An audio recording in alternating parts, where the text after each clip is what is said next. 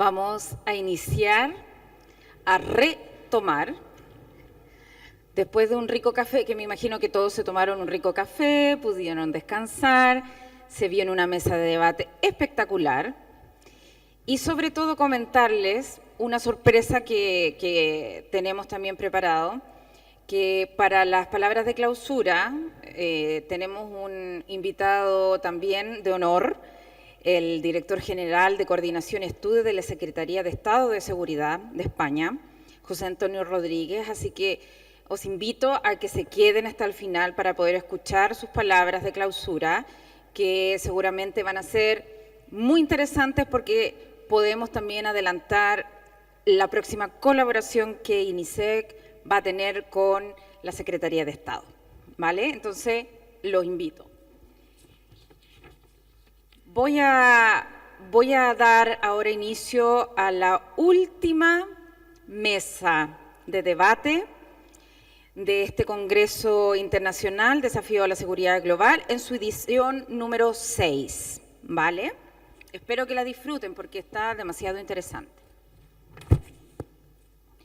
Esta mesa es acerca de la ciberseguridad y la ciberdelincuencia, que es un tema obviamente de la contingencia que todos los días nosotros nos enfrentamos, ya sea en las noticias, en las redes sociales, en todo tipo de canal informativo. Y para moderar esta mesa, quiero que le demos un fuerte aplauso al comisario y CEO de Dacor Intelligence, y ha sido también comisario del Cuerpo Nacional de Policía, fundador y jefe de la Unidad de Delincuencia Tecnológica y otros cargos de dirección y ejecutivos del interior. Un caluroso aplauso para Bernard Cortijo Fernández. Bienvenido. Muchas gracias. Bueno, pues buenas tardes. Sí, es la última mesa, pero ahora se convierte en la primera, ¿no? Bueno, sí, efectivamente estamos ya en la curva final, no en la recta final, porque si dijéramos la recta es apretar el acelerador y acabar, ¿no? Y aquí estamos en la curva esta en la que hay que manejar el volante, hay que manejar un poco el pie y tenemos que aprovechar bien toda la curva. Por eso entramos pues en una zona distinta, pero muy coordinada con lo que estábamos viendo anteriormente y muy centrada directamente en la ciberseguridad y la ciberdelincuencia, como el propio nombre de la mesa indica. Nada más claro para todos los presentes aquí que bueno, pues en el ciberespacio la importancia de controlar todos este tipo de cuestiones de prevención, descontrol y actuaciones pues es un aspecto muy claro y muy clave y además tiene que estar también muy ligado dentro del Estado a la estrategia, ¿no? A una definición clara de estrategia, no puede quedar en algo diferente.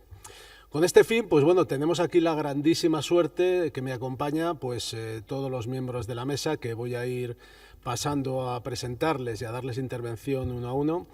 Y bueno, pues vamos a comenzar ya sin más dilación al aspecto más concreto de ciberseguridad, a esa parcela específica de ciberseguridad, y va a estar a cargo pues de Luis Jiménez Muñoz, que me acompaña aquí en el lado izquierdo, responsable y máximo responsable y subdirector general del CCN, del Centro Criptológico Nacional, que como bien saben está en el Centro Nacional de Inteligencia.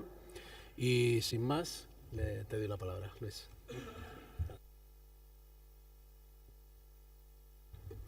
Muchas gracias, Bernard, y muchas gracias a la organización, a INISEC, por habernos invitado a compartir con ustedes unos minutos para hablar de ciberamenaza y de ciberseguridad. Para mí es un placer contribuir con esta pequeña ponencia que hemos preparado, en la que durante algo menos de 20 minutos voy a intentar, no sé si se oye bien ahí al fondo. Gracias, Pedro. Pues voy a intentar dar la visión que se tiene en el Centro Criptológico Nacional en relación con la ciberamenaza y los componentes esenciales de la ciberseguridad. El término ciberseguridad se define como la habilidad de proteger y defender las redes o los sistemas de los ciberataques. No obstante, este concepto ha tenido una evolución significativa en los últimos 30 años.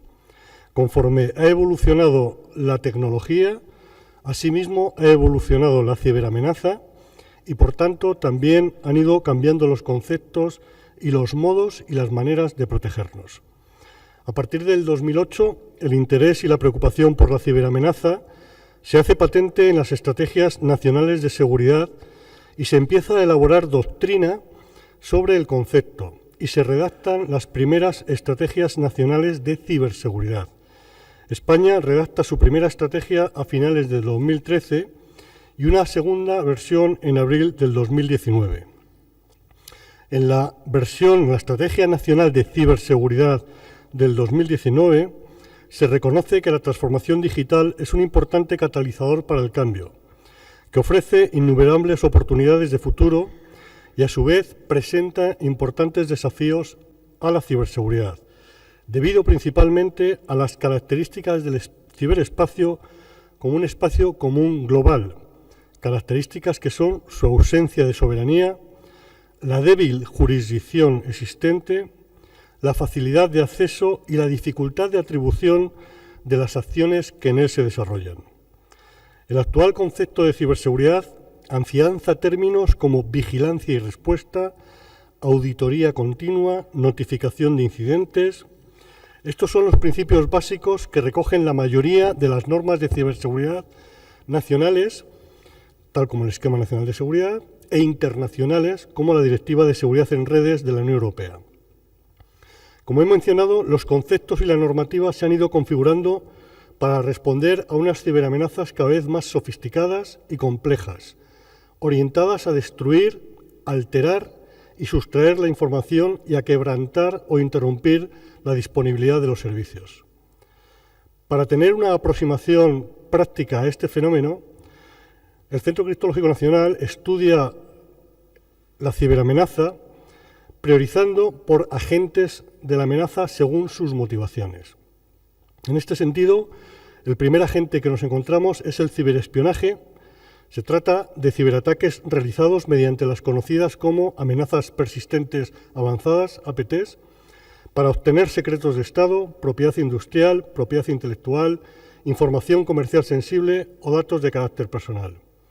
Es, junto con el cibercrimen, los ataques que causan una mayor preocupación a los que estamos sentados en esta mesa, siendo con diferencia la amenaza más compleja y con mayor capacidad técnica. Su detección, la detección del ciberespionaje, se debe basar en técnicas que analizan comportamientos anómalos en las redes y se requieren herramientas tecnológicamente muy avanzadas y un personal muy experto en la detección y respuesta a este tipo de ataques. El segundo agente de la amenaza es el que nosotros denominamos ciberdelito o cibercrimen, actividad que emplea las redes y sistemas como medio, objetivo o lugar del delito. Se aplican todas las figuras delictivas del crimen tradicional, pero adaptadas al ciberespacio. Normalmente su motivación es el rendimiento económico y sus objetivos son de carácter más indiscriminado. Buscan víctimas que dispongan de dos características: que sean vulnerables y que tengan capacidad financiera para atender a sus demandas. Durante 2021 ha destacado de sobremanera los grupos de ransomware. El tercer agente de la amenaza es el ciberactivismo. Se trata del activismo tradicional, de manera digital, con reivindicación o que persiguen el control de redes o sistemas para promover su causa o defender su posicionamiento político o social. Aunque era un fenómeno en declive, desde el año 2015 este fenómeno se veía en declive, la guerra de Ucrania ha activado este fenómeno. De manera que diversos grupos de ciberactivistas se han posicionado contra uno u otro bando, habiéndose incrementado las acciones de modificación de páginas web, la exfiltración de datos y los ataques de denegación de servicio distribuido. En cuarto lugar, nos encontramos con el ciberterrorismo, actividades dirigidas a causar daños y catástrofes en las redes y sistemas para causar pánico en la población. Las redes y sistemas son el objetivo o el medio para conseguirlo. No se debe confundir el término ciberterrorismo con el uso que hacen de Internet los terroristas. Los grupos terroristas utilizan Internet como soporte de comunicaciones y coordinación para la obtención de información de posibles objetivos, para sus tareas de propaganda, de radicalización o la financiación de sus actividades. Su volumen ha crecido considerablemente, aunque dista mucho del empleo de Internet para causar terror atacando infraestructuras críticas, en las que hoy por hoy se siguen sin detectar casos relevantes. Por lo tanto, en el concepto puro del término ciberterrorismo, los casos detectados de momento son mínimos y sin impacto. Y por último, nos encontramos con el ciberconflicto, ciberguerra o guerra híbrida. Los ciberataques en este entorno son parte de las operaciones, quizás con mayor presencia en las operaciones dirigidas por un Estado para desestabilizar otros Estados y polarizar a la población civil. Todos estos conflictos incluyen una gran variedad de herramientas como diplomacia, acciones de inteligencia tradicional, actos subversivos y de sabotaje, influencia política, acciones de influencia política y económica, instrumentalización del crimen organizado, operaciones psicológicas, operaciones de propaganda y operaciones de desinformación y, por supuesto, ciberataques. Este fenómeno ha tenido un crecimiento constante y se considera que son, en muchos casos, el paso posterior a una actividad de ciberespionaje. Una vez colonizada la red víctima, con las mismas herramientas con las que roban información, podrían realizar acciones de cibersabotaje contra infraestructuras críticas y otros servicios esenciales de un país. Cualquiera de estos agentes de la amenaza tratará de llevar a cabo ciberataques sobre nuestros sistemas de información y comunicaciones. Consideramos que un ciberataque tiene éxito si el sistema de información es o destruido, o neutralizado, o manipulado. De hecho, esto es exactamente lo que constituye la finalidad que persiguen los ciberataques, que el sistema de información objetivo sea destruido, o que sea neutralizado, o que sea manipulado. Cuando hablamos de sistema de información objetivo, estamos hablando con el máximo alcance de este concepto.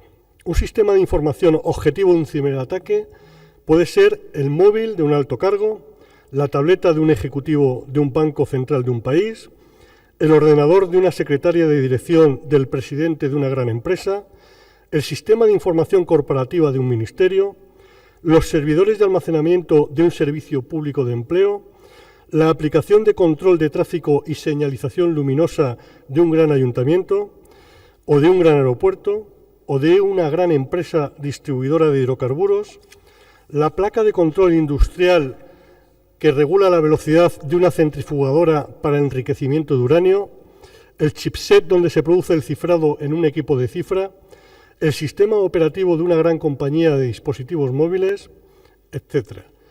Todos estos son ejemplos de sistemas de información que han sido objeto de ciberataques en los últimos años. Insisto en que el objetivo de un ciberataque puede ser cualquier producto o sistema de tecnología de la información y comunicaciones, con independencia de su ubicación, esté donde esté, sea cual fuere el entorno donde opere, ya sea público o privado, pertenezca al sector primario, secundario o terciario, sea un sistema civil o militar, sea un sistema sanitario o de control industrial, se encuentre en un barco, en un avión, en un ferrocarril o en un satélite. Debe quedar claro que la naturaleza de un ciberataque es siempre la misma y que no tiene sentido poner apellidos a la ciberseguridad. Para que un ciberataque tenga éxito, es decir, que el sistema sea destruido, neutralizado o manipulado, se deben combinar 4 elementos. Todos ellos son condición necesaria y suficiente para la materialización de un ciberataque. El primer elemento o factor es que el sistema objetivo tenga una vulnerabilidad. El segundo factor es la capacidad de elaboración de un programa o procedimiento, comúnmente denominado exploit, que sea capaz de aprovechar y hacer uso de dicha vulnerabilidad. Un exploit puede ser un fragmento de software, un fragmento de datos o una secuencia de comandos o acciones, utilizada con el fin de aprovechar la vulnerabilidad de seguridad de un sistema de información para conseguir un comportamiento no deseado del mismo. El tercer factor, no solo es suficiente que haya una vulnerabilidad y un exploit, hace falta un tercer factor, que es la capacidad de ejecutar el exploit en el sistema objetivo, bien introduciéndolo físicamente o remotamente afectando al sistema objetivo. Esta capacidad es lo que en la terminología del sector se denomina vector de infección. El engaño del usuario, el aprovecharse de su buena fe o de su falta de concienciación o de formación, juega aquí un papel muy importante. De hecho, la gran mayoría de incidentes que se investigan, el vector de infección ha sido una actividad del usuario porque ha pulsado en un clic que no debía, ha abierto un archivo adjunto que no debía haber abierto. Y por último, el cuarto elemento es la existencia de una infraestructura que permita realizar la explotación del ciberataque. Esta infraestructura puede ser muy simple o muy compleja dependiendo de la finalidad del ciberataque. Por ejemplo, un ciberataque que persiga la destrucción del objetivo tendrá una simple infraestructura de explotación, consistente en una simple carga o payload que destruye archivos.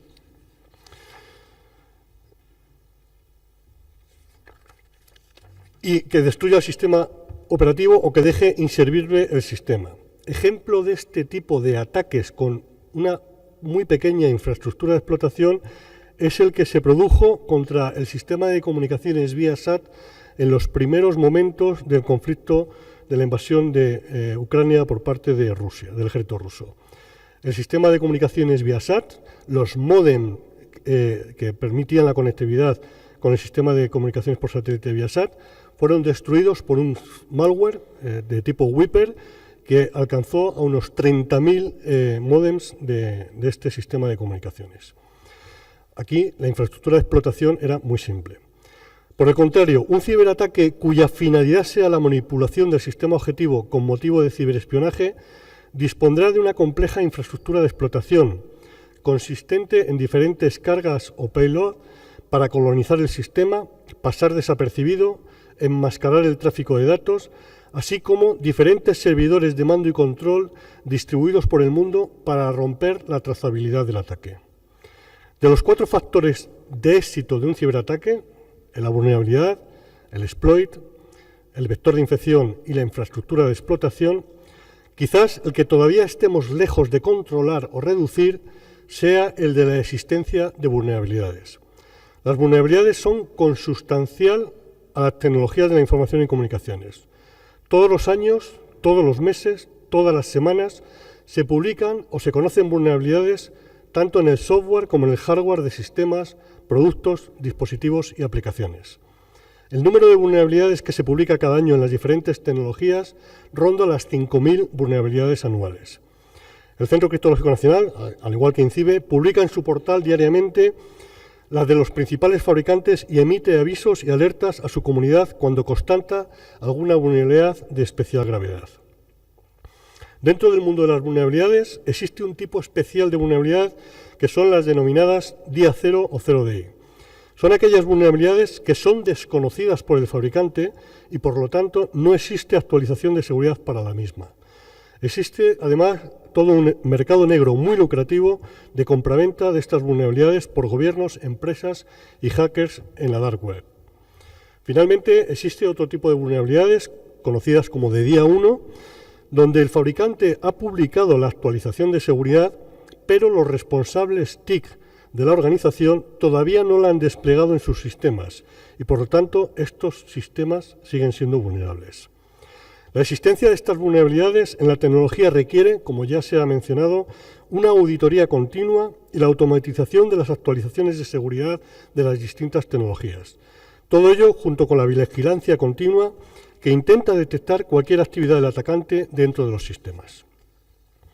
Un tipo de ciberataque que merece la pena mencionar por su gravedad y extensión en los últimos años y que ha movilizado recientemente la voluntad política del gobierno estadounidense y sus aliados para una acción coordinada a nivel mundial es el ransomware. El ransomware es un código dañino con capacidad de cifrar los archivos y los dispositivos de la red de una organización. En 2014 ya se utilizaba para extorsionar a usuarios particulares a los que se pedía un rescate en Bitcoin. En aquel momento el valor de una unidad equivalía a 500 euros. Hoy ronda los 37.000 euros.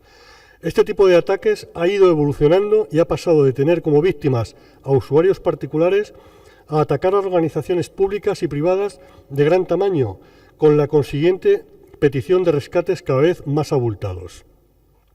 A este nuevo tipo de ataque además se le conoce como Human Operated Ransomware, donde los atacantes consiguen penetrar en la red manejando malware junto con herramientas ofensivas con la finalidad de establecer persistencia, realizar movimientos laterales dentro de la red, extraer información y finalmente cifrar la información. Se trata de auténticas operaciones ofensivas en el ciberespacio.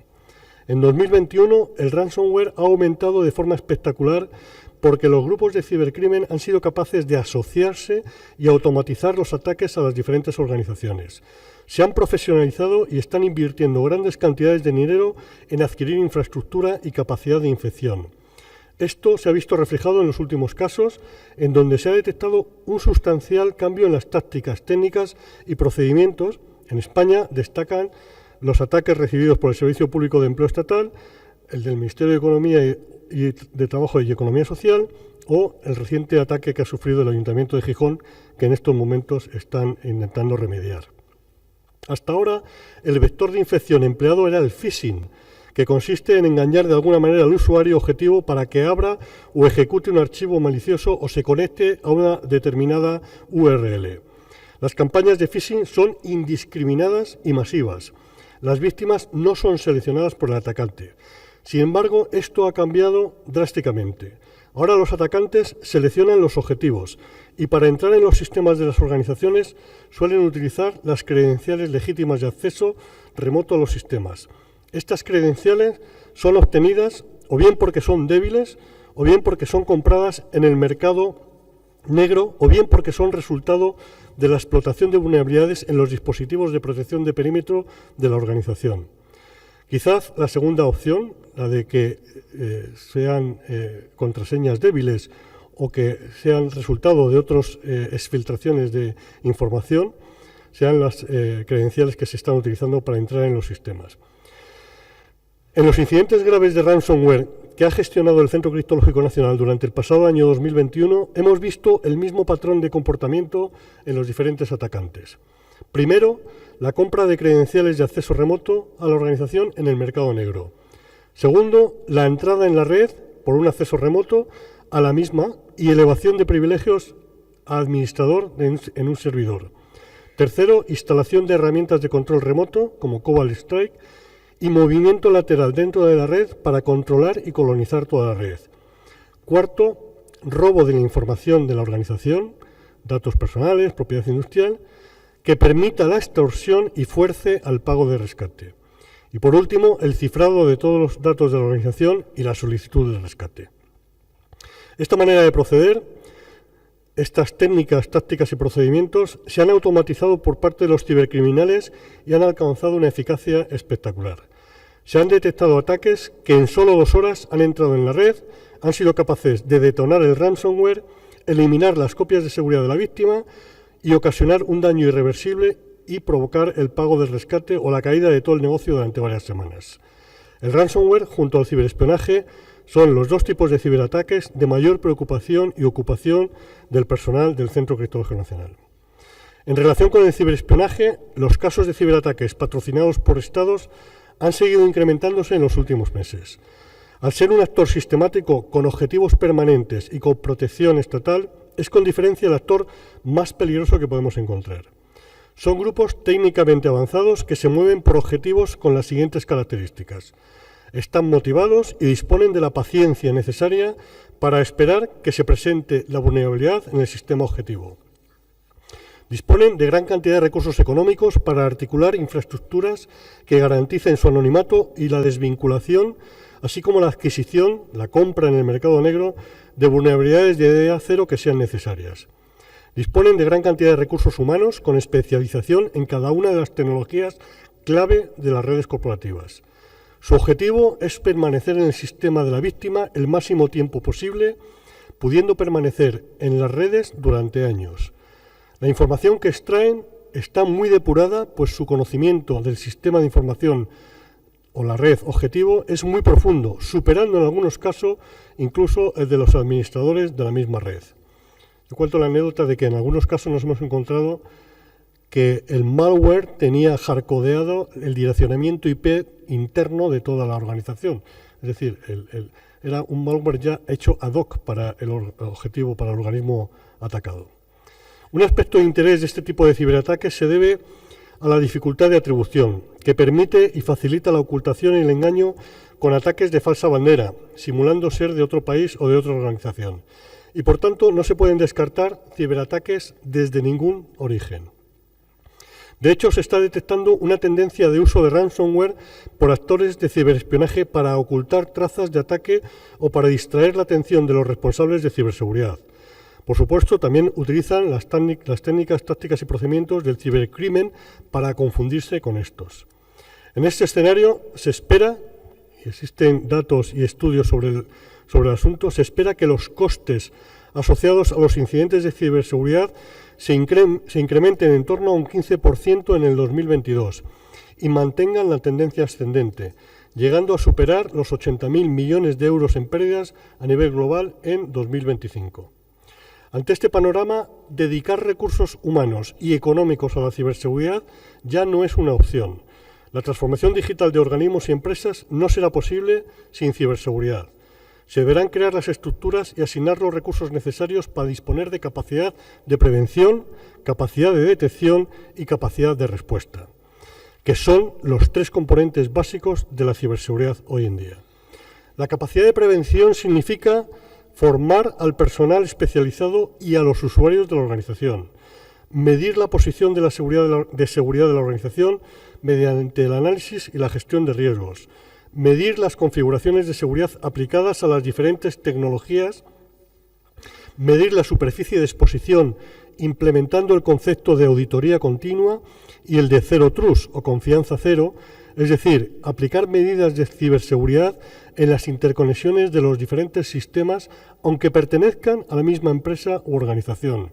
Y por último, la vigilancia digital para detectar amenazas a la organización en los foros y redes sociales.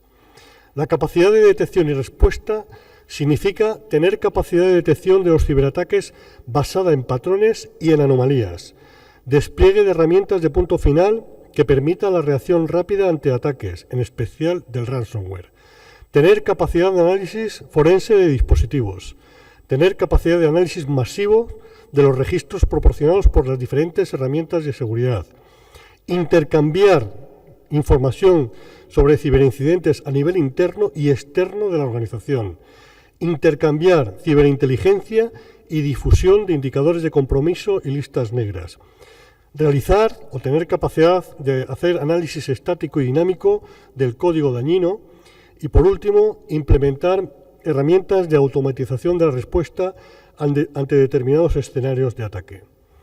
Y, por último, todas estas capacidades deben generar ciberinteligencia, es decir, información que nos permita tener un conocimiento profundo de las tácticas, técnicas y procedimientos de los atacantes para poder realizar y mejorar nuestra capacidad de detección y nuestra respuesta. Para concluir y resumiendo, y para finalizar esta intervención, durante estos minutos he puesto de manifiesto la naturaleza de la ciberamenaza y los componentes esenciales de la ciberseguridad. La ciberseguridad requiere una actitud proactiva ante las ciberamenazas que se materializa en los conceptos de defensa activa y de ciberinteligencia. La ciberseguridad es uno de los pilares fundamentales de la transformación digital para cualquier empresa, organismo o institución. Es además un sector en constante crecimiento, con agentes de la amenaza cada vez más preparados, capaces de orquestar ataques de un alto nivel de complejidad e impacto. Los ataques dirigidos a grandes corporaciones, a organismos gubernamentales, empresas públicas, proveedores, han puesto de manifiesto la necesidad de una cooperación más estrecha entre los sectores público y privado. Con una tendencia cada vez más al alza del cibercrimen y con un mundo tan cambiante, no cabe duda de que se avecinan grandes retos para los responsables de tecnología de información y para los profesionales de la ciberseguridad, que tendrán que desplegar herramientas y organizar servicios de ciberseguridad horizontales de alta disponibilidad para responder a estas nuevas amenazas. Si queremos una transformación digital plena y segura, esta deberá ir acompañada de un fuerte componente de ciberseguridad que garantice que nuestra información, nuestros procesos críticos, tienen la mejor protección posible y que seremos capaces de responder ante cualquier eventualidad. Muchas gracias.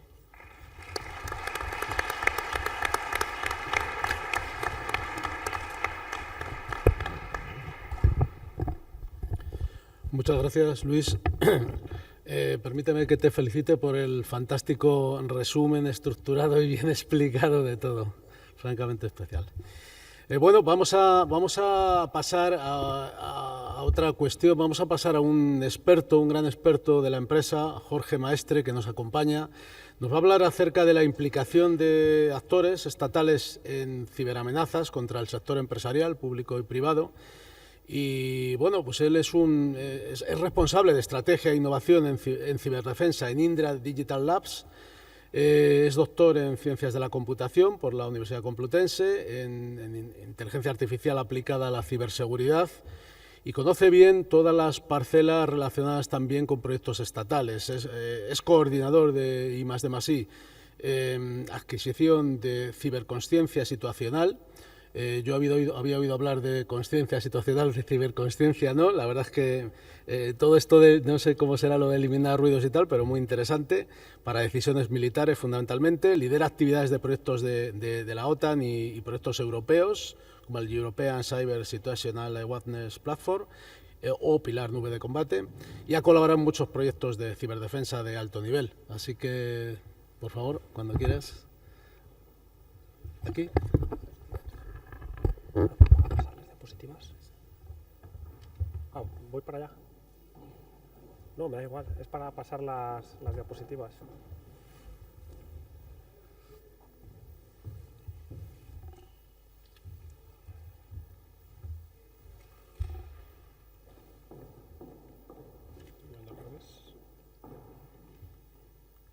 Pues no pasa, ¿eh?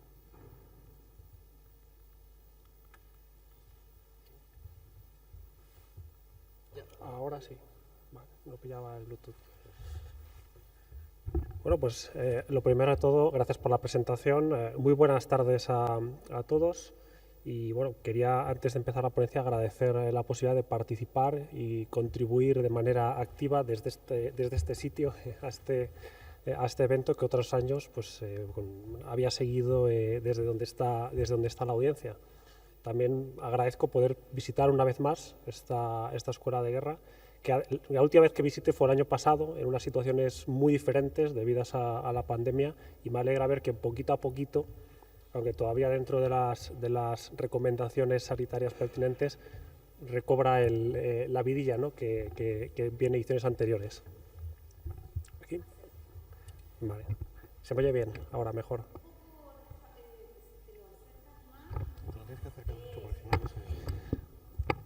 ¿Se me oye bien ahora? Muy bien. Lo anterior sí lo habéis escuchado. Sí. Muy bien.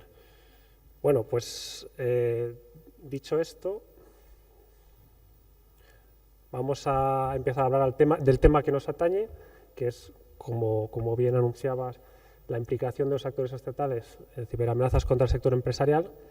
He de matizar que vengo del mundo de la ciberdefensa, más que el de la ciberseguridad, por lo tanto me voy a hacer trampas a mí mismo y la visión que voy a dar va a tener una perspectiva más enfocada hacia el conflicto entre los estados que están detrás de estos patrocinios y las implicaciones geopolíticas que pueden llegar a acarrear. Como punto de partida, me ha parecido interesante mencionar el último informe de ciberamenazas que publicó ENISA, donde vemos que los sectores que venían siendo atacados en ediciones anteriores vuelven a estar en el punto de mira del ciberatacante, sobre todo los proveedores de servicios digitales, el público general, la administración, con un despunte este año de ciberamenazas contra el sector salud, que, bueno, pues evidentemente, con toda la pandemia que ha habido, pues ha creado nuevas oportunidades relacionadas con el robo de información, el uso de ransomware para la extorsión y el bloqueo de activos digitales, y también un punto importante que yo creo que puede marcar una tendencia, el robo de información y el sabotaje a la investigación en el ámbito farmacológico y sanitario. Esto es importante y, bueno, esto no lo dice NISA, lo digo yo, pero es posible que viendo el nivel de disrupción a nivel estatal de ciertas áreas de investigación y desarrollo, vamos a hablar de nuevas fuentes de energía renovable, podemos hablar de sectores estratégicos en el ámbito de las telecomunicaciones, ahora se habla mucho del 5G, podamos ver patrones parecidos en un futuro patrocinados por actores estatales detrás de estas acciones. Dentro de lo que en el informe llaman actores no estatales sponsorizados o patrocinados de alguna manera por el Estado, los más visibles probablemente, debido a la complejidad de tanto procedimental como de tecnologías como a la propia inteligencia necesaria, se centran en lo que son ataques a la cadena de suministros digital. Quien siga, que está al corriente de esto, pues habrá escuchado el famoso ataque a SolarWinds de este año. Y un patrón interesante dentro de estos actores patrocinados, como se ha dado durante el año pasado en el Lazarus Group, con supuesto apoyo del gobierno de Corea del Norte, ha sido el que, aparte de la actividad delictiva inicial que estaban perpetrando, trataban de alguna manera, no se sabe si a título personal de algunos de los participantes o de la propia organización, de tener algún tipo de retorno filtrando credenciales de acceso a redes de comunicación u otro tipo de información en mercados negros, lo cual marca probablemente una tendencia a una diferenciación entre esos intereses del Estado que pueda estar detrás y estos atacantes. El tipo de reacciones para la industria patrocinada pues tiene que ser trato como un ciberdelincuente, y a nivel estatal, como podéis imaginar, acciones del tipo político, diplomático, etcétera. Algunas de ellas bastante curiosas y parece que están funcionando, que tienen que ver con lo que en el anglicismo name and shame viene a ser el apuntar, señalar quién está detrás o quién puede estar detrás de esto. Y esto, cuidado, porque aquí puede haber siempre falsas banderas, puede haber operaciones de información psicológicas y demás, tratándolo siempre con pinzas. Y pues también son interesantes porque si seguimos hacia quienes se va apuntando, vemos como de alguna manera se trata de perfilar una especie de marco ético, moral, a base de esos señalamientos de lo que podría ser el buen uso de un espacio a priori común como es el ciberespacio, lo cual es bastante interesante. A medida que estos actores sponsorizados se pasan de la línea, empiezan a cometer acciones que sí que pudieran llegar en mayor medida a comprometer la soberanía nacional, sea política, territorial, integridad, etcétera, pues nos acercamos a unos conflictos. Antes había mencionado la zona gris. Estaríamos ante situaciones que realmente pueden acabar acarreando daños masivos. Para que os hagáis una idea, ya en el año 2013 la Comisión Europea señalaba el ciberespacio como la médula espinal de la economía de la Unión Europea. Imaginaros si un ataque de estos dejará durante un tiempo a la Unión Europea sin esto. Esto fue una definición de hace prácticamente 10 años, con todo lo que hemos cambiado ahora y la mayor dependencia que tenemos. Lo que hace que evidentemente estos actores nacionales detrás del patrocinio cada vez tengan más intereses geopolíticos en torno a estos ataques, como apuntó el Centro de Ciberseguridad canadiense, y donde podamos llevar a líneas rojas que nos acerquen en algunos casos al derecho internacional, a un conflicto de Estado contra Estado con actores intermedios, donde podríamos ver hasta qué punto pudieran encajar estas actuaciones con lo que se define en las Naciones Unidas como un acto de agresión, refiriéndose al uso de fuerza con el fin de atacar la soberanía territorial, integridad e independencia política de un Estado y todo lo que pende detrás de esto, como es un ataque armado o como es la propia ciberguerra en sí. Todo esto heredado del tipo de conflicto que estamos acostumbrados a ver en otros, en terreno cinético, en el mundo físico. Dada la relevancia de este salto al ámbito internacional, ya la propia doctrina de planificación de operaciones en el ciberespacio de la OTAN tenía una cláusula o un texto especial. Eso es la parte visible de la doctrina, no estoy revelando nada, donde cuando hacía menciones de actores no estatales decía que si la atribución era posible, lo cual es complicado, o bueno, pues, y además se sabe que hay un Estado que está controlando ese actor intermedio y demás, el trato que pudiera recibirse del de un actor estatal. Por lo tanto, sí podríamos estar cerca de señalarlo como parte de la fuerza de ese Estado y bueno, pues, probablemente llevando, con el potencial de llevar una escalada del conflicto hacia el terreno armado. La manera de cooperar con estos actores a nivel estatal, bueno, está la parte que no se ve, evidentemente, pero la parte más visible podemos destacar, y dentro del propio espacio OTAN, o sea, no creamos que esto está muy lejos, el uso de cartas de corso, que son legales, por ejemplo, según la Constitución de Estados Unidos, aunque es verdad que no son como los de hace unos siglos. Aquí no se permite el llevarse beneficio de la acción, sino se da cierta cesión a quien se le otorga para operar con fines de autodefensa. Y dentro del concepto de autodefensa, que sabéis a nivel legal a veces lo complicado que es de matizar en base al juego de perspectivas, operar fuera de su red.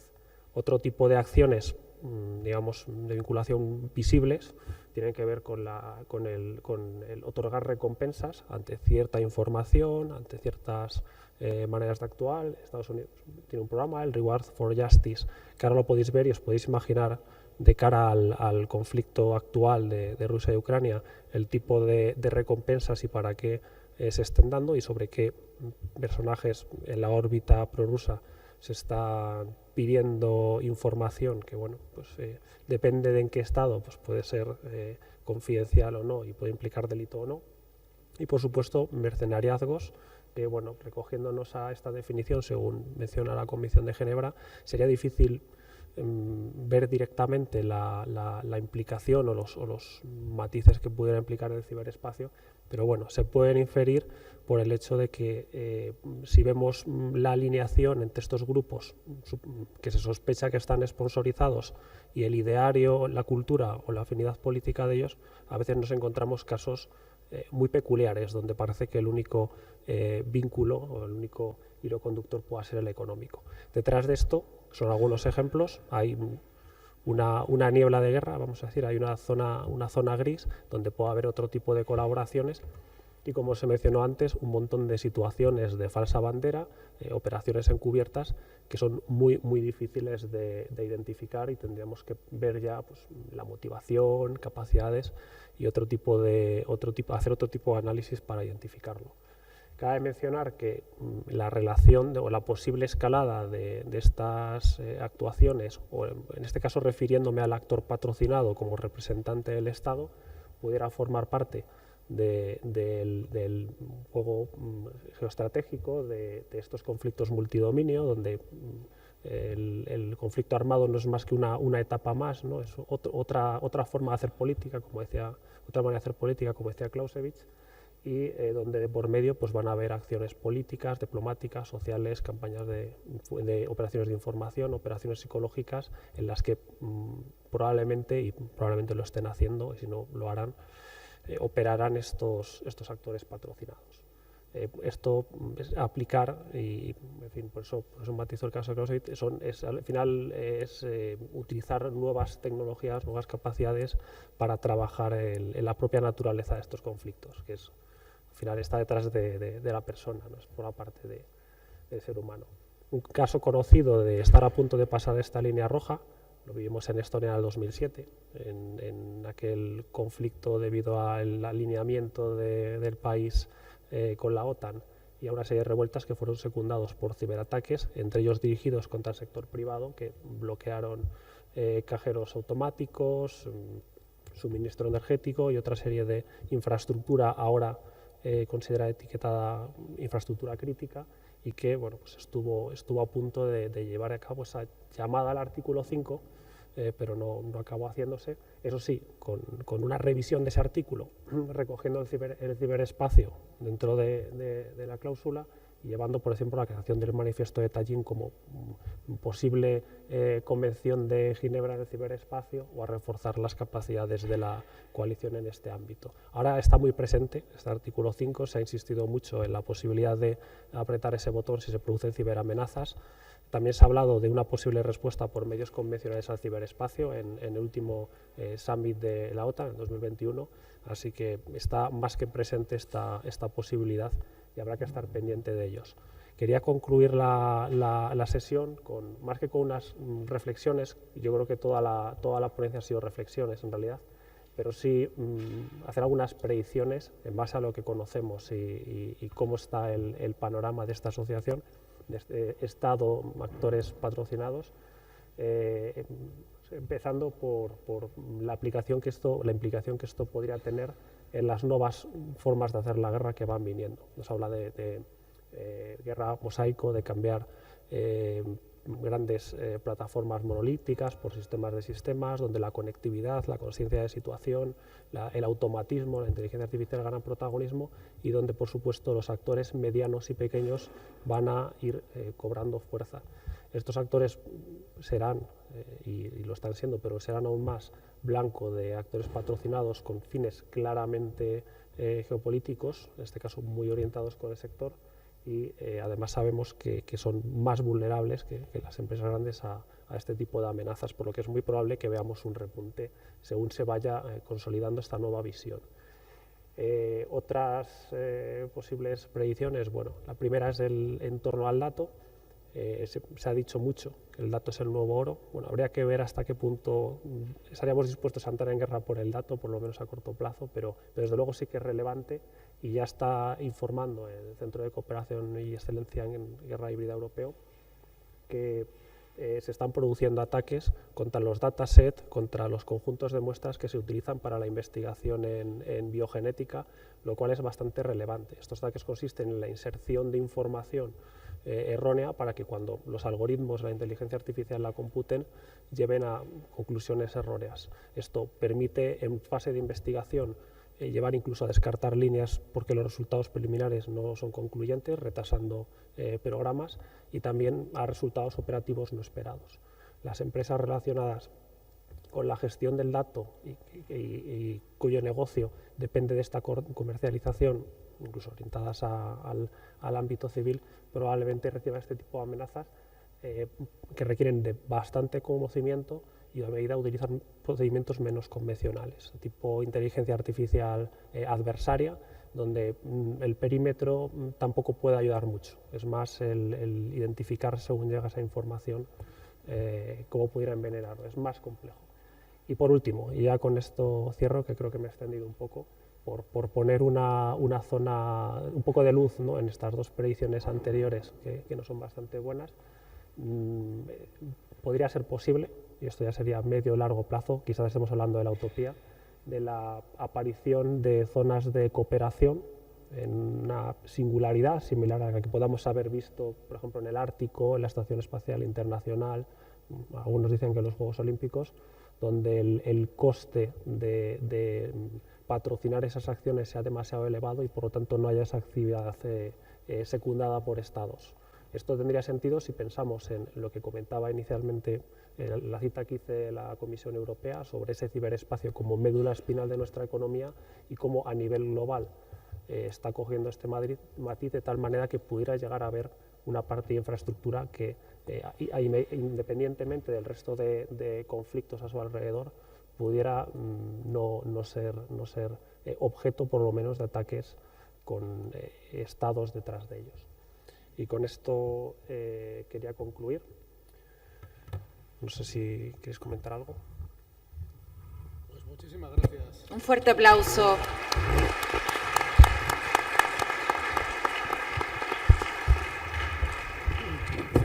Muchas gracias. La verdad que por tus reflexiones apoyadas por oro, por datos, la verdad es que ha estado francamente interesante. Bueno, pues si ahora me lo permitís, vamos a dar paso a Marcos Gómez Hidalgo. Nos va a hablar sobre la visión global del cibercrimen en el escenario actual de la empresa y su entorno. Marcos Gómez es subdirector de INCIBE CERT. Permítame que les diga claramente el CER que tiene el Centro de Emergencias, de Respuesta a Emergencias, el equipo que tiene INCIBE, pues es uno de los pocos que hay en España como gubernamentales, y me van a permitir decirles que tenemos, y eso es un verdadero privilegio, tenemos 2 en esta mesa. Es decir, que eso no es muy normal. Bueno, pues en este caso el de INCIBE se encarga de la parte del sector privado y la ciudadanía, un tema bastante importante. Él es licenciado en Ciencias Matemáticas y, bueno, como asesor experto que ha sido en ciberseguridad de la Agencia Europea, el ENISA precisamente, a través, bueno, del grupo, del Permanent Stakeholders Group, y es, bueno, pues certificado en todo, ¿no? En CISA, CISEMES, CIRRIX, etcétera, ¿no? Bien, pues sin más, permíteme darte la... ¿Vas a ir para allá? Fantástico.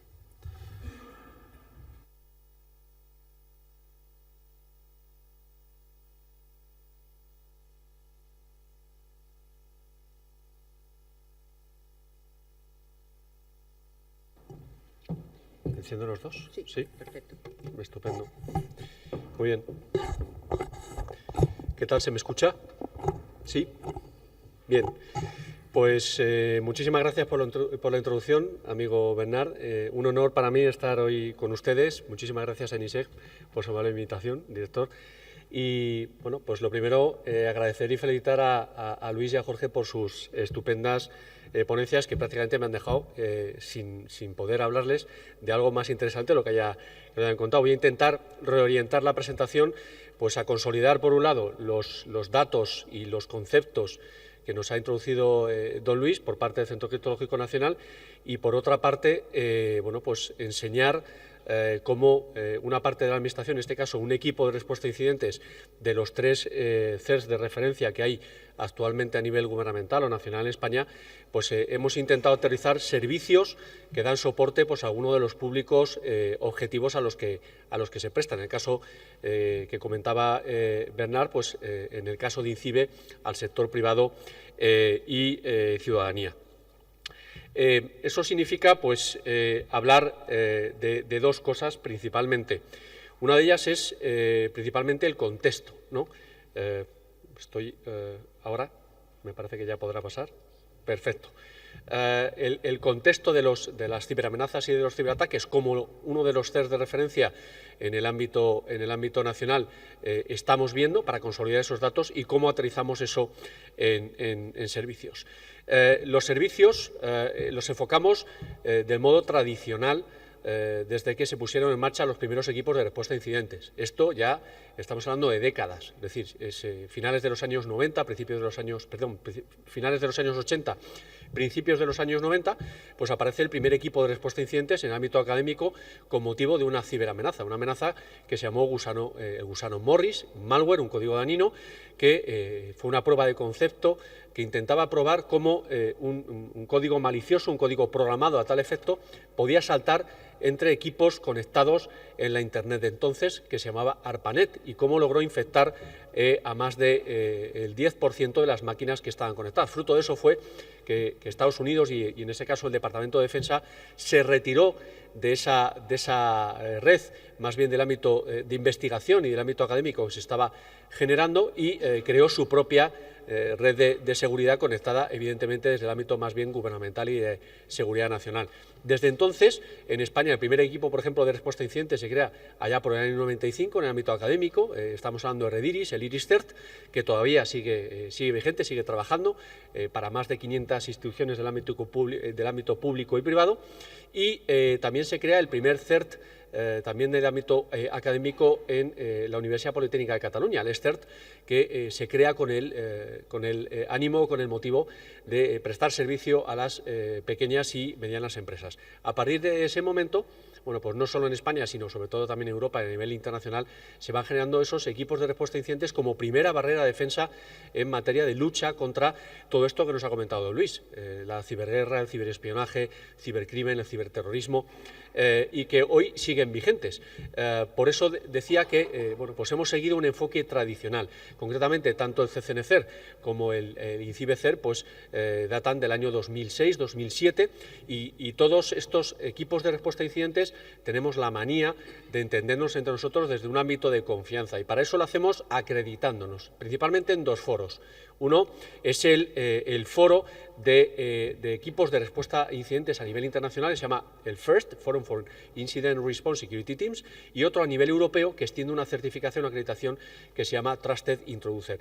En ambos foros tendemos, como digo, en esa manía a acreditarnos para darnos la confianza de intercambiar información. Uno de los aspectos que ha comentado Luis tiene que ver con el intercambio de información sobre amenazas, sobre incidentes y generar esa ciberinteligencia. Bien, o nos ponemos cara entre los equipos de respuesta a incidentes o no intercambiamos información. Si alguien de Corea, alguien de Brasil se pone en contacto con INCIBE, con el CCN o con el otro CER de referencia, Mando Conjunto de Ciberespacio, para pedirnos información, más les vale que estén acreditados como nosotros en esos foros y que tengamos algún método de intercambio seguro de esa información, porque si no, muy probablemente no cederemos ni un 0 ni un 1 de esa información, ni un bit de esa información. ¿Cuál es ese acercamiento tradicional en cuanto a los servicios que se prestan desde un CER de referencias, desde el ámbito público, desde el ámbito privado o incluso autonómico? Bueno, aquí, antes de describirlos, cabe mencionar que España está considerada, está en el ranking de la ITU como uno de los países más maduros en ámbito de ciberseguridad. Concretamente, está en el cuarto puesto del último ranking de la ITU publicado en 2021, y uno de los indicadores más importantes que se introducen dentro de los 20 y pico indicadores para ser medidos está la madurez en equipos de respuesta a incidente. España es el segundo país por detrás de Estados Unidos en número de equipos de respuesta a incidentes. De hecho, aunque no es una organización con carácter jurídico, existe un foro que se llama cesirt.es, donde CCN, donde INCIBE, donde el Mando Conjunto y otros organismos del ámbito público y sobre todo del ámbito privado estamos registrados, más de 40 y pico, casi 50 equipos de respuesta a incidentes trabajando e intercambiando información sobre incidentes y ciberamenazas. Entonces, lo más importante que hace un CER, sea del ámbito público o privado, es la capa de respuesta a incidentes, la capa reactiva. Respondemos a incidentes, pero a veces pues tenemos que trabajar también en tecnologías o en herramientas o servicios que nos permitan detectarlos de forma temprana, porque responder significa mitigar y, como en el ámbito sanitario, más vale prevenir que curar. Entonces, son muy importantes las herramientas de detección que tanto del ámbito privado los proveedores de ciberseguridad dan a las empresas privadas, como nos dan a los propios equipos de respuesta de cara a detectar esas amenazas de una forma temprana, identificar pues, los indicadores de compromiso, las trazas de ataque, el modus operandi, en definitiva, de un ciberataque. Y eso se convierte normalmente en información que se difunde en base a alerta temprana, a boletines, a elementos ya que se han incluso trascendido los medios tradicionales dentro de Internet, y que nos hemos mirado incluso pues, a grupos seguros de mensajería instantánea, a herramientas de intercambio de información. Por ejemplo, el CCN tiene una que se llama Reyes, que está basado en una plataforma de intercambio seguro de información de indicadores de compromiso amenazas. Nosotros lo llamamos ICARO, y entre nosotros estamos conectados, igual que estamos conectados con el Mando Conjunto de Ciberespacio, y tenemos incluso una instancia dispuesta para esos casi 50 CERs en toda España, donde las amenazas, las trazas de ciberataque son compartidas de forma dinámica para mitigar y prevenir estos ataques. Eso te da una capacidad de supervisión de incidentes a escala nacional, porque al final, pues en INCIBE somos 130 personas, de las cuales aproximadamente unas 30 estamos trabajando en el CER. Hacemos más cosas en INCIBE, evidentemente, que tienen que ver con ciberseguridad. En el Centro Criptológico Nacional también tienen un equipo de respuesta a incidentes, pero hacen también muchas más cosas, algunas de las cuales ha mencionado don Luis, pero pues hay que dedicar muchísimos esfuerzos y recursos a la capa de detección, pero también a la capa de protección, de prevención y de mitigación de la amenaza. Por eso también nos gusta mucho esa capa de análisis del malware, esa capa de análisis de forense de las amenazas, para conocer ese modus operandi y prepararnos para el siguiente ciberataque. Por ejemplo, una de las herramientas más utilizadas hoy por hoy por los equipos de respuesta a incidentes son los famosos honeypots o tarros de miel, que configuras como si fuera una empresa, como si fuera un elemento tecnológico publicado en la red, para que un ciberatacante sea un ciberespía, un ciberterrorista, un cibercriminal, se dedique a pues escanearlo o mirar a ver qué defectos tiene. Ese análisis dinámico de amenazas nos permite conocer los riesgos y responder mejor a los incidentes. También nos permite tener información para lo que es el conocimiento también dinámico de una situación, pues que por ejemplo pues hace 2 años se activó con el tema del COVID y la pandemia, y que hizo que muchas empresas se migrasen a ese teletrabajo y esa transformación digital rápida, bueno, pues que podía no estar bien acompañada por los elementos tecnológicos adecuados, ¿no? Por las conexiones a esos activos remotos que tenemos en las compañías, los elementos de videoconferencia, etcétera, etcétera, que también se han visto reforzados. Otra de las tareas que tenemos, evidentemente, es la de participar en esa red de CERS para intercambiar esas amenazas. Aquí es muy importante la definición de a quién vamos a prestar servicio. Evidentemente no es lo mismo prestar servicio a ti mismo, como un CERT, un equipo de respuesta, que te resuelves tus propios problemas y que te apoyas normalmente en proveedores del ámbito de la industria con una capa de SOC o de Security Operation Center o de COS, Centro de Operaciones de Seguridad, que además de monitorizar tus elementos, tus activos publicados en la red o que te dan servicio a tus procesos de negocio, pues tienen la capacidad de levantar los sistemas. Cuando hay una caída de red, por ejemplo, cuando hay una tormenta eléctrica, cuando se cae un suministro, cuando hay algún problema, o incluso cuando hay un ataque deliberado, en el cual ya buscando esas vulnerabilidades, buscando esos exploits, consiguen entrar en la red y consiguen de alguna manera socavar o perjudicar ese proceso de negocio.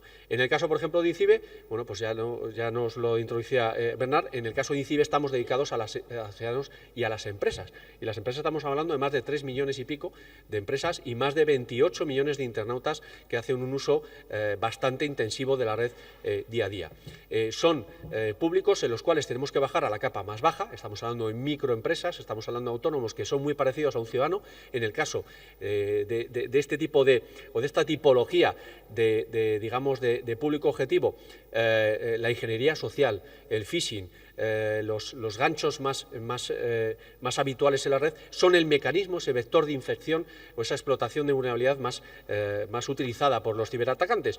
Pero si vamos subiendo dentro de ese rango empresarial del sector privado, nos encontramos con medianas y pequeñas empresas que empiezan a tener un nivel de madurez adecuado, muy a lo mejor catalizado por necesidades jurídicas, por necesidades legislativas, por ejemplo, la protección de datos, la privacidad, la sensibilidad de esa información. Bueno, pues con la aparición, por ejemplo, de la Ley de Protección de Datos, el más reciente Reglamento General de Protección de Datos y Privacidad, la aparición de figuras de responsables de seguridad dentro de las empresas, no solo en el ámbito de la pequeña y mediana empresa, sino en muchas otras, pues ha generado esa inquietud que va acompañando esa integración de la ciberseguridad dentro de la implementación de elementos tecnológicos en esa transformación digital.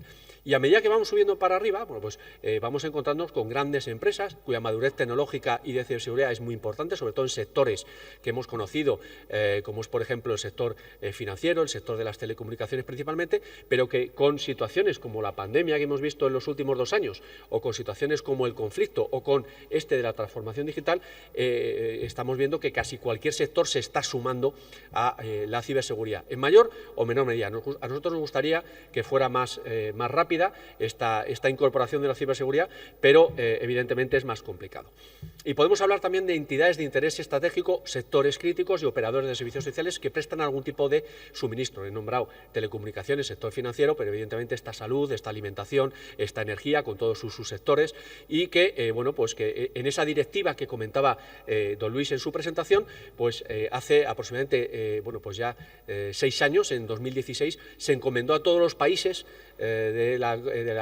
miembros de la Unión Europea a que transpusiesen una serie de necesidades mínimas de ciberseguridad. Gracias a eso, en el 2018 aparece el Real Decreto Ley 12/2018, en septiembre, en el que se instrumenta, se organiza, se orquesta la ciberseguridad en España. No es que antes no hubiera nada, ni mucho menos. Tenemos en 2010 el Real Decreto de creación y de implementación del Esquema Nacional de Seguridad, de obligado cumplimiento para toda la Administración pública en sus 3 niveles. Tenemos en 2011 la Ley de Protección de Infraestructuras Críticas del Ministerio de Interior, que está siendo revisada. Tenemos, como citaba también don Luis, en 2013 la Estrategia Nacional de Ciberseguridad, que emana de la Estrategia Nacional de Seguridad, donde se acuña ciberseguridad, ciberespacio, etcétera, etcétera. Y tenemos también, pues en 2018, esa primera ley de ciberseguridad, la del Reglamento General de Protección de Datos y también muy recientemente la del Real Decreto Ley de Ciberseguridad en 5G, que viene a incorporarse a todo este esquema. Hay más, incluso hay sectorial, como por ejemplo también en 2018 en la de ciberseguridad en servicios y medios de pago, cuyo supervisor nacional es el Banco de España, que a su vez reporta al Banco Central Europeo. Hay otros sectores a los que INCIBE presta servicio, en este caso, por ejemplo, en colaboración con Rediris o con el Centro Tecnológico Nacional. Estamos hablando de Rediris, de esas 500 instituciones, hospitales, centros de investigación y principalmente universidades que utilizan la tecnología y que, por lo tanto, también son susceptibles víctimas u objetivos de posibles ataques. Y en todo esto, ya enfocando a la parte de contexto, voy a pasar muy rápido sobre los otros servicios que son importantes en UCER y enfocándome en la parte de contexto para volcarme en esa parte de cibercrimen y cómo lo estamos viendo. Por lo tanto, es muy importante para nosotros, como CER, no solo INCIBE en el ámbito privado, sino también del CCN o del Mando Conjunto de Ciberespacio, la colaboración con las fuerzas y cuerpos de Estado. Porque los organismos que tienen la competencia o atribución de la lucha contra el cibercrimen, pues evidentemente es Ministerio del Interior, que tiene dentro de la Secretaría de Estado la Oficina de Coordinación Cibernética, también el Centro Nacional de Protección de Infraestructuras Críticas para toda la parte de seguridad física e infraestructuras críticas y bueno, pues que se encarga de la persecución del cibercrimen junto con, dentro del Ministerio de Justicia, la Fiscalía de Cibercriminalidad, que también está trabajando en esa materia. Entonces, bueno, pues el enfoque, como decía, son servicios reactivos. En la parte de proactivos nosotros nos enfocamos mucho en ayudar a que las empresas y la ciudadanía, principalmente empresas, porque al final son los que prestan un servicio pues a esa ciudadanía, en la construcción de capacidades en ciberseguridad, porque es muy difícil que una empresa como INCIBE, con su tamaño y con su presupuesto, pues llegue a todo el mundo. Entonces se trabaja mucho en la parte de concienciación y sobre todo la parte de construcción de capacidades, como por ejemplo realización de ciberejercicios, medición de la ciberresiliencia o de la capacidad de resistencia frente a un ciberataque y sobre todo en la línea de soporte frente a gestión de incidentes. Esto lo hacemos principalmente con dos vías. Una que es la respuesta a incidentes clara que tenemos sobre todo para operadores de servicio críticos que prestan algún servicio esencial o suministro, pero también a nivel de ciudadanía o a través de empresa que no es operador crítico o esencial, pues a través de un 017, una línea de ayuda que permanentemente, todos los días del año, pues atendiendo más de 70.000, 80.000 consultas de ciudadanos y empresas, pues atiende estos problemas que voy a relatar rápidamente. Bueno, estos son los niveles de respuesta que tenemos dentro del CER y toda la parte de soporte a crisis e incidentes cibernéticos que tienen que ver pues con algunas capacidades que ha comentado Luis y Jorge, que tienen que ver con análisis de malware, análisis forense, el reversing de una amenaza para conocer cómo está funcionando bueno, pues toda esa información luego, como les decía, se comparte a través de bueno, pues elementos que tienen que ver con la vigilancia digital, con herramientas propias como son Ícaro, la realización de ciberejercicios y otra serie de servicios relacionados con la parte de soporte que, como les comentaba, para nosotros es básica. Desde que se publicó, por ejemplo, este 017 en el año 2020, pues se han recibido casi 200.000 consultas ya por parte de ciudadanía y de empresas que tienen que ver principalmente con alguno de los ciberataques que vamos a ver en las diapositivas de contexto, que tienen que ver principalmente con estafas y fraudes en la red, con la desinformación y con la protección de dispositivos. Este teléfono 017, bueno, pues tiene pues un horario de 8 a 11 de la noche, todos los días del año, y que tiene dos niveles de respuesta, uno muy enfocado a una primera respuesta básica y luego cuando esa respuesta necesita un nivel técnico, o bien es atendida por un operador o bien pasa directamente al equipo de respuesta de incidentes de INCIBE. Y en ese contexto, para bueno, pues consolidar un poco los datos, tanto de Jorge como de Luis, aquí hay una serie de conceptos que ya han salido, como inteligencia artificial, el cloud computing, que lleva con nosotros más de 70 años, pero que ahora se ha integrado en casi todos los servicios y procesos de negocio. ¿Quién no tiene ya un servicio en la nube, como el correo limpio, como alojamiento de información o esa capacidad de computación que nos da a su vez al mismo tiempo pues una alta disponibilidad en nuestros sistemas? Como el Big Data se está integrando tanto en las empresas como en las organizaciones como INCIBE, como CCN, el mando conjunto, que nos dedicamos a explotar esa información para conocer mejor los ciberataques y las ciberamenazas, pero también los están empezando a utilizar, evidentemente, los cibercriminales para conocer mejor a quién tienen que atacar, cuándo o dónde. Hemos crecido en dependencia de Internet, tenemos Internet de las cosas, con más de 50.000 dispositivos ya conectados, 50.000 millones de dispositivos conectados. Eso quiere decir que tocamos a muchos, los que estamos aquí, y no hablo solo del típico móvil o la tablet, sino estoy hablando, bueno, pues de la Fitband, estoy hablando del teléfono inteligente, del smartwatch, estoy hablando de una etiqueta inteligente que llevamos en la ropa, etcétera, etcétera. Y por supuesto, la dependencia también ha crecido en la parte de esos procesos de negocio, sistemas de control industrial, esos SCADAs, esos PLCs, esos elementos que viven hoy en nuestras casas a través de, por ejemplo, de un smart meter, de un contador inteligente que es capaz de medir el gasto o el consumo que estamos haciendo de la energía, pero que si no está bien protegido puede ser un vector de entrada o de uso de información. Y se habla mucho de ciberataques en estas anteriores dos ponencias. Consolidando, pues si vamos a la bitácora de INCIBE, que la tenéis en incibe-cer.es, pues hay, aparte del ransomware, aparte del ciberhacktivismo, aparte de ese ciberterrorismo y cibercrimen que se lleva al ataque de infraestructuras críticas, que evidentemente buscan, a través de negación de servicio, a través de otros elementos, principalmente atacar la disponibilidad del mismo. Esto preocupa mucho, sobre todo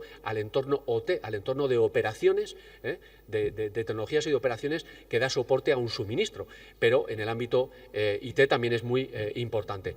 Hay mucho robo de información, no solo fugas por posibles vulnerabilidades o explotación de vulnerabilidades de empresas que han protegido mal su información, pero es que esta información vale dinero. Hablaba Jorge, no sabemos si ese dato va a ser el nuevo oro, pero está claro que actualmente ya es un elemento muy valioso para los cibercriminales que lo están vendiendo en esos mercados negros, en la dark web, en la deep web, y que están haciendo un uso bastante productivo del mismo para financiar otras actividades criminales, porque al final buscan dinero para seguir en el ámbito físico y no solo en el ámbito cibernético. Ha hablado también del hacktivismo. Evidentemente, dentro del hacktivismo pues está la captación de opinión en el ámbito social. Se mueven muy bien en redes sociales, se mueven muy bien en foros, en blogs, pero buscan, pues eso, de alguna manera catalizar o atraer otras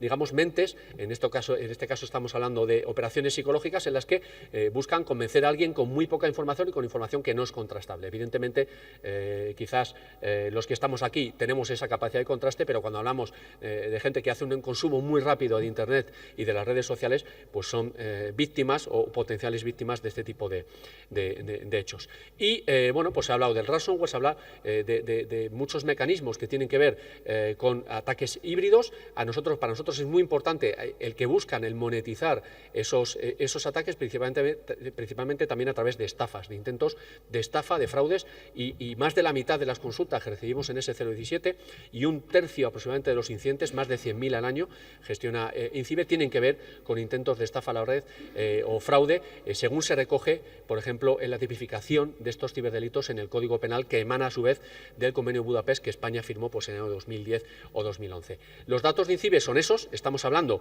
de más de 100.000 incidentes al año, en el que, por un lado, buscan estafar el dinero a ese ciudadano de esa empresa a través de ransomware, a través de ingeniería social, utilizan malware cada vez más avanzado, cada vez más indetectable, cada vez más difícil de hacer una ingeniería inversa para ver cómo funciona, y buscan sistemas vulnerables, aproximadamente en un tercio cada uno. En los últimos 2 o 3 años esta ha sido un poquito, digamos, la tendencia, pero también hacen ataques a la disponibilidad, utilizan algún tipo de malware también o algún tipo de vulnerabilidad para hacer intrusiones en los sistemas y moverse por la red para conocerla, y hacen robo de información para luego venderla o hacer un uso malicioso posteriormente. Sin embargo, esto es en el ámbito, por ejemplo, de la ciudadanía y la empresa española. Si nos movemos al ámbito de operadores de servicios esenciales, los ataques son muchos menos, pero son más importantes, principalmente porque buscan pues atacar esa disponibilidad de ese servicio esencial y parar una subestación, parar una esclusa de agua, parar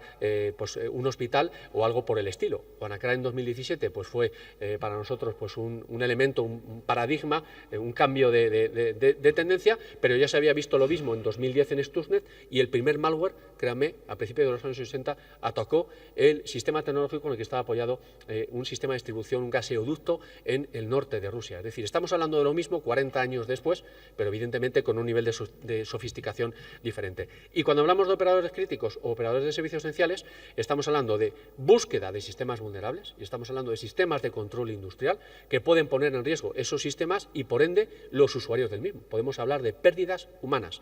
Estamos hablando de malware más sofisticado, más intentando conocer cuáles son los sistemas de esas infraestructuras críticas, pero sobre todo también ataques a la disponibilidad.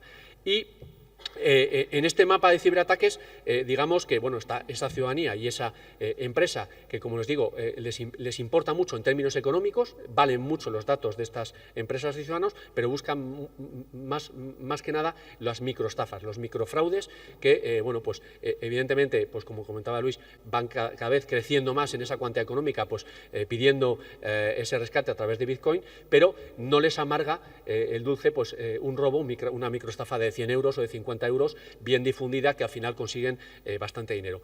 Hay más datos que no da tiempo a ver, pero les invito a que visiten la página web del Ministerio de Interior. Ellos publican todos los años un informe de cibercriminalidad, del impacto del ciberdelito. Ahí encontrarán los datos también de INCIBE, sobre todo de ataques a la ciudadanía, empresas y a operadores críticos, y que consolidan estos datos desde la visión solo del cibercrimen.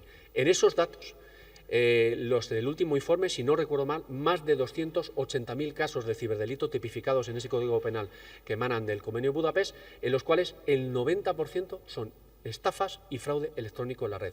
Luego ya hay amenazas, hay coacciones, hay suplantaciones de identidad, hay falsificación informática, ¿vale? Y si se van al informe de la Fiscalía de Cibercriminalidad, estamos hablando de unos 9.000, 10.000 expedientes al año, más del 50, casi el 60% tienen también que ver con esa ingeniería social, esos fraudes electrónicos que buscan el dinero, monetizar al final esos ciberataques en dinero que a ellos les vale para financiar otro tipo de ataques. Y sin más, me pongo a su disposición, por si acaso hay una ronda de preguntas, porque sé que vamos mal de tiempo. Muchísimas gracias por su atención. Muchas gracias. Un fuerte aplauso para esta última ponencia.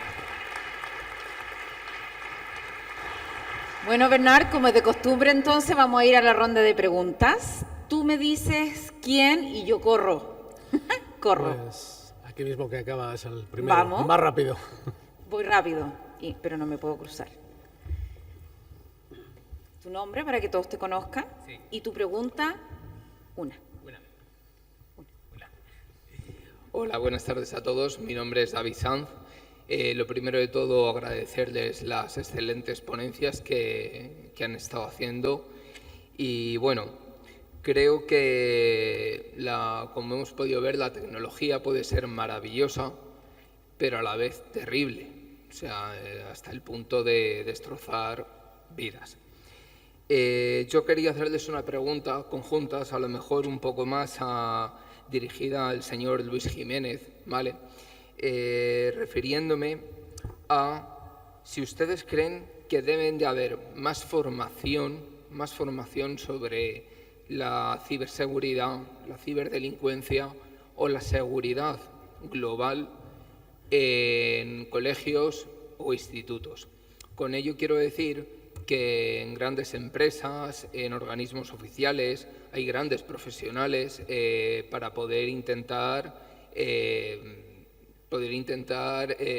parar un ciberataque, detectarlo, prevenirlo, pero yo quería bajar, en el buen sentido de la palabra, bajar un peldaño a una casa, a un hogar familiar. ¿Cómo podemos nosotros prevenir y formar, por ejemplo, a nuestros hijos de que no caigan en este tipo de cosas? ¿Creen ustedes que hay formación suficiente y necesaria o se debería de ampliar más en estos sitios? Muchísimas gracias. Sí, gracias por la pregunta.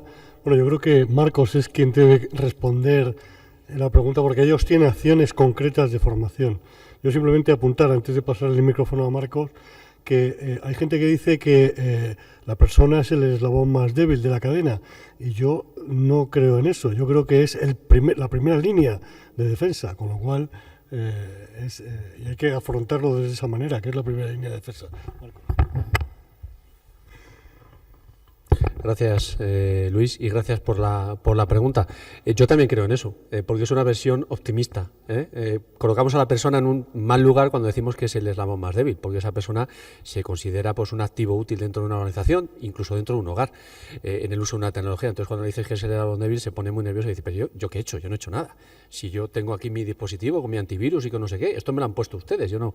Bueno, creo que la pregunta me la has puesto muy fácil, ¿vale? Oficina de Seguridad del Internauta, osi.es. ¿Vale? Es una iniciativa que gracias Luis por la introducción, que tiene INCIBE solo para la ciudadanía. Y si quieres ir más allá, es decir, los menores, con dos visiones, la visión del menor en el uso de la tecnología, con la visión del menor como un potencial profesional dentro de 15 años, que nos ayude a estar más ciberseguros o tener más ciberdefensores, la página web es Internet Segura for Kids. is4k.es, y ahí hay un montón de formación, de concienciación, de itinerarios, de charlas. Incluso hay una red de cibercooperantes a nivel nacional con más de 1.200 cibercooperantes. La Reina es, por ejemplo, cibercooperante de honor, Elsa Ponset, un león de pro que conocéis todos, que ahora se me ha ido el nombre que va por las montañas y que, uy, pues se me ha ido el nombre, pero bueno, tenemos bastantes cibercooperantes de honor que se dedican a dar cerca de más de 1.500 charlas en centros educativos que se acreditan como cibercooperantes, que utilizan los materiales que da INCIBE para formar a la familia, pero a la familia con todo, es decir, menores. Estamos hablando de centros educativos con profesores, pero estamos hablando incluso también de los abuelos y abuelas, en los que delegan ese tiempo que los padres dedican a trabajar y los abuelos se ocupan de los chavales para que tengan también esa formación, y donde hay muchísimo material y formación. Concienciación es una tarea continua, ¿vale? Es una tarea que no vamos a dejar de hacer nunca, porque la tecnología evoluciona y vamos a tener que seguir formando a la gente. Cada vez que haya algún ciberataque, pues habrá que retocar esos materiales o esa concienciación y formación para hacerlo de la forma más dinámica y pragmática posible. Gracias. Ok, Bernard, indícame cuál es la siguiente. ¿Aquí? Sí, claro. Un segundito, por favor. Buenas tardes, enhorabuena. Un segundo, por favor. ¿Se me oye? Quería nada más que hacer un apunte. Además de la formación, también es muy importante el fomento de la cultura de la seguridad y la defensa. No solamente el protegerte a sí mismo, sino hacer que la gente sea más partícipe en un esfuerzo conjunto por protegernos todos de este tipo de amenazas. Mi nombre es Sara Olivo, soy periodista de Escudo Digital y quería hacerles una pregunta en relación un poco que hay como una especie de opinión generalizada de que no se están produciendo tantos ciberataques desde Rusia como se esperaba. Generalizada o no, hay opiniones para todos los gustos. ¿Están demasiado ocupados con los movimientos en tierra como para esto o sigue habiendo un peligro? Y nos hemos enterado que ha habido un ataque a Coca-Cola. Un poco la opinión generalizada sobre este tema, de cada uno de vosotros o quien quiera contestar a la pregunta.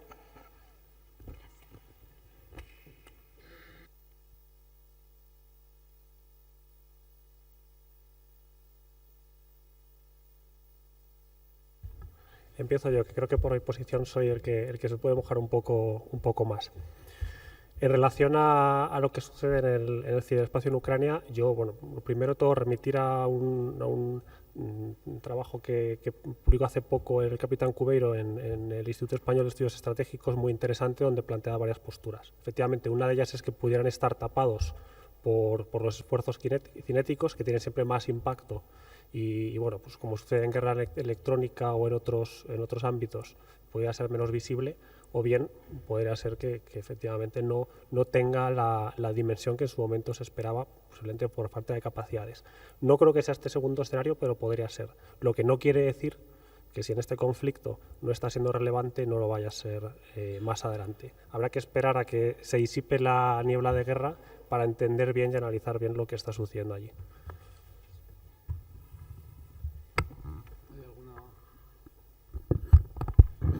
¿Va a responder alguien más o continúo No, con...? continuamos mejor. Continuamos, dime cuál.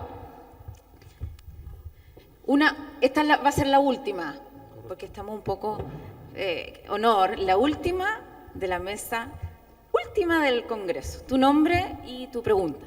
Mi nombre es Alejandro y la pregunta se la quería dirigir al director adjunto de INCIBE y es que ha mencionado previamente en su intervención que es importante, y en la penúltima pregunta, que es importante fomentar, y hay herramientas y cursos y páginas web destinadas a la concienciación, al buen uso y buenas prácticas de las herramientas tecnológicas que tenemos a disposición la ciudadanía, pero ¿qué medidas concretas y totalmente aplicables al día a día se pueden hacer de cara a que la ciudadanía mejore su seguridad en Internet y en el uso de sus dispositivos tecnológicos? Porque es verdad que la pregunta no es tan técnica, pero la respuesta me ha parecido muy amplia, pero creo que igual una ligera concreción mejoraría la vida de los internautas. Muchísimas gracias. Muchas gracias, Alejandro, por tu pregunta. Bueno, pues sí, es muy amplia, y si entráis en osi.es o en internetseguraforkids.es, pues vais a ver cantidad de información y de herramientas. Yo diría 3 cosas, ¿vale? Si un ciudadano me dijera qué tengo que hacer, le diría: tu dispositivo, sea cual sea, desde una feedback hasta si llevo un marcapasos, ¿vale? Una tablet, un router en casa, un portátil, etcétera, tiene que estar bien actualizado, ¿vale? Y nada de darle sí, no, y no ver ni siquiera de dónde viene ese parche de actualización. Tienen que actualizar, y siempre desde fuentes oficiales, ¿vale? O desde las fuentes del fabricante. Con ese dispositivo ya bien actualizado, lo que tenemos que hacer es tenerlo protegido. Nuevamente, cada vez más estos dispositivos ya vienen por defecto con herramientas de protección, y tienes que tener un mínimo. ¿Para qué? Para hacer que ese dispositivo sea resiliente, o sea, menos atractivo a un ciberatacante, digamos. Eso significa, pues, mínimo un anti-malware, mínimo un cortafuegos, mínimo un anti-spam. ¿Por qué no llevar una parte cifrada de ese dispositivo? Algunos ya lo llevan para que no incurran en posibles ciberataques. Y luego, la regla de oro es estar informado. Es decir, igual que salgo hoy a la calle y sé que tengo que llevar un paraguas, hoy no, pero otro día sí, pues yo cuando salgo a la calle o cuando salgo con el coche, pues necesito saber cuál es el estado de las carreteras, cuál es el clima, que me va a afectar, porque si salgo con una camiseta de tirantes y llueve o hace frío, pues seguramente me constiparé. Esto es exactamente lo mismo. A un ciudadano, a una pequeña o mediana o microempresa, se tiene que mantener al día. Y eso lo puedo hacer de forma natural, a través de canales que se han adecuado a ellos mismos, como son las redes sociales, como son boletines de correo electrónico, como son los RSS, como es el Twitter, como es el Instagram, donde nosotros tenemos perfiles y donde ya no tienen excusa para no estar informados, porque se consumen en, mensajes de texto de 140 caracteres, lo que usted debe tener en cuenta hoy para salir seguro a Internet. Y con esas 3 cosas vamos a ser menos atractivos para un ciberdelincuente. Gracias, Alejandro. Bueno. ¿Aplauso? Bueno, este aplauso es para toda la mesa y, por supuesto, Bernard, tus últimas palabras para cerrar. Muchas gracias. Bueno, yo no quise presionar al principio de comenzar en la mesa a todos los que estamos aquí, pero como dicen algunos que saben, pues en un congreso de este tipo, la última de las mesas suele ser la que se queda en la materia gris de todos los que están ahí. Entonces, yo creo que ha cumplido su objetivo de dejar ese buen sabor de boca a todos los que estamos. Yo quería únicamente también agradecer que aguantar hasta aquí, ya que soy además el último que habla, agradecer la presencia hasta esta hora, y sobre todo y aún más a los que están en el ciberespacio viéndonos, que también están aguantando. Y por supuesto a todos los que están permitiendo que esto funcione. Como sufridor puedo asegurar que está funcionando muy bien, y a ti especialmente, Rosana. Muchas gracias. Muchas gracias, Bernard. Un último aplauso a esta mesa, y quiero llamar aquí al escenario al presidente y fundador de NICE, Manuel González Folgado, que ya está acostumbrado a subir al estrado, para que le haga entrega de esta placa en recuerdo de su participación a Luis Jiménez Muñoz. Por favor, Luis, un placer. Por favor, un aplauso y la foto oficial con estas bellas fotógrafas.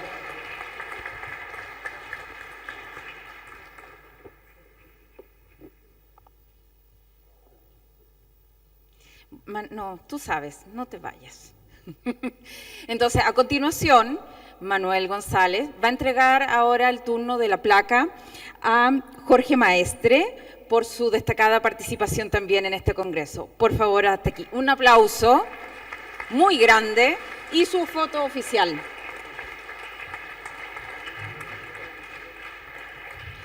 Digan whisky para allá, whisky a la foto. Y por último, quiero que pase adelante Bernard, por favor acompáñame, para que le puedas entregar la placa de recuerdo de la participación de Marcos Gómez en este Congreso Internacional. Muchas felicidades.